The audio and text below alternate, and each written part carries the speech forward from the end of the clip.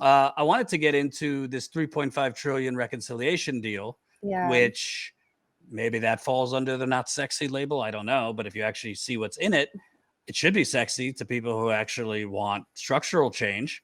It doesn't have Medicare for all or like the big ticket items progressives so desperately want.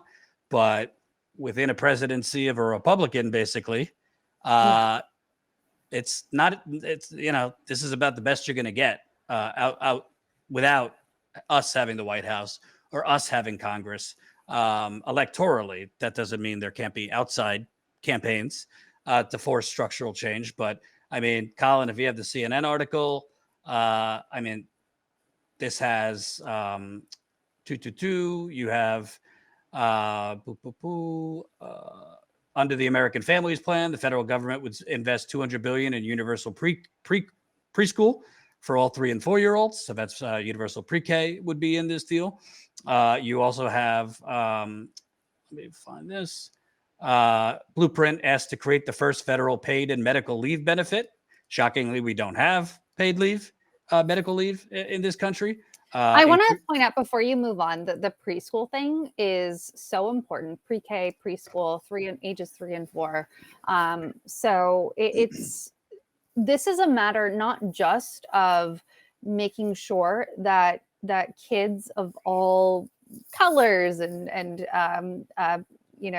wealth, family, however much or little their family has, this would guarantee them education at those young ages. And not only does it matter because of that, but it also matters because if folks out there don't have children, the cost of daycare, of childcare, of preschool is absolutely enormous. It's huge.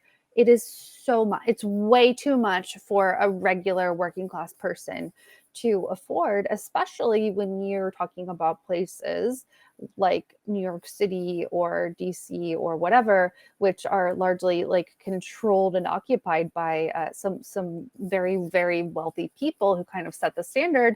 But then it leaves out the actual majority, which cannot afford these several $1,000s per month payments. So I really just wanted to highlight that because that is a major for parents.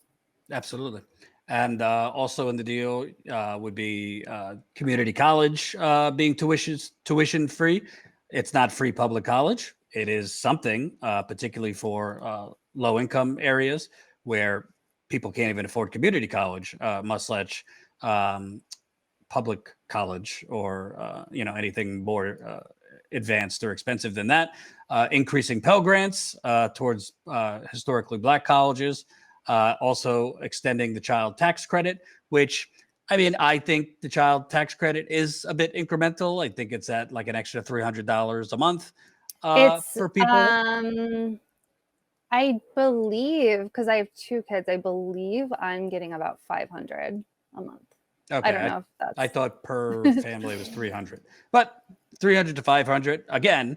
These on its own, if this was like the Democrats' flagship thing, that expanding the child tax credit, I wouldn't blink twice. I would say that's not enough. But in this overall package, families this year can receive a child tax credit totaling $3,600 for each child under 6 and $3,000 for each one under the age of 18. So I guess that would be $3,000 for you, Jen, per kid. So something. It's not a structural change, but it's I think a patchwork system. Obviously, Medicare expanding with dental, vision, and hearing.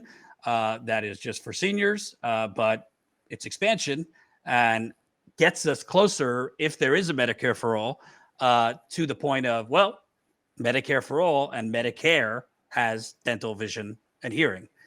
So having that under the actual program is a step towards getting it if we get a Medicare for all type system. Also, I mean, they want to do expanding Obamacare. I'm going to skip over that because I don't care. There are key policies for climate change. Honestly, not enough. And people will attack us, Jen, and saying, oh, all this stuff is not enough. Yeah, I agree with you. But, of course. But like, let's borrow from the forced to vote leaders. Jimmy Dore, for example. He said forced to vote wasn't going to get you Medicare for all right now. That wasn't the point. And Like, it was also going to get us Nancy Pelosi. That was the whole point. right. So it was to get people on the record during a pandemic and then weaponize that in the future, primaries, things like that. So that wasn't like snap your fingers and get Medicare for all. So neither is this, but should we just ignore positive things and say incremental, or like, no, if it's not, if it's not totally changing my world tomorrow, not good enough. I mean, I think you can do multiple things at once, like get involved with the worker strikes, the union drives, take the advice of that worker for things you could do in your local community, and fight for actual structural change, because there are some things in here that are victories for the left, and the left can build on. Want to also highlight, where did it go? The climate change proposals, more investment in infrastructures and jobs. And there was one thing, I don't think it's in this article. I believe the unelected parliamentarian might strike it down, and Biden will just allow it. But pathway to citizenship, legal status for undocumented immigrants. They're trying to get that into this bill, but there's already murmurs and preemptively saying, well, the parliamentarian might vote no, blah, blah, blah. So don't listen to anyone saying this is incremental. And by the way, I don't care if, it's Biden's deal, that means it's bad. No, it's really not Biden's deal. This has Bernie Sanders' imprint all over it. It would not be 3.5 trillion if not for Bernie Sanders. I am encouraged to see that Bernie has been sticking with it. He has not moved off of 3.5 trillion. I tweeted the other day, like, typically when Bernie's been asked if he's willing to go lower, he'll kind of be vague, not actually definitively say no, because he is willing to go lower.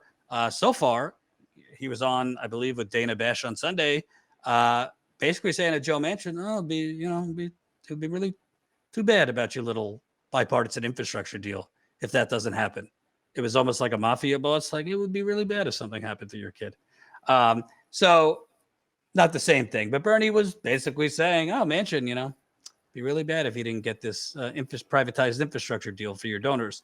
And he said no to lower than 3.5 trillion. Could he agree to 3.2, 3? That's still a shit ton of money. I mean, it's not 6, but 3 trillion, it would still be the biggest modern day social spending package in America in modern history.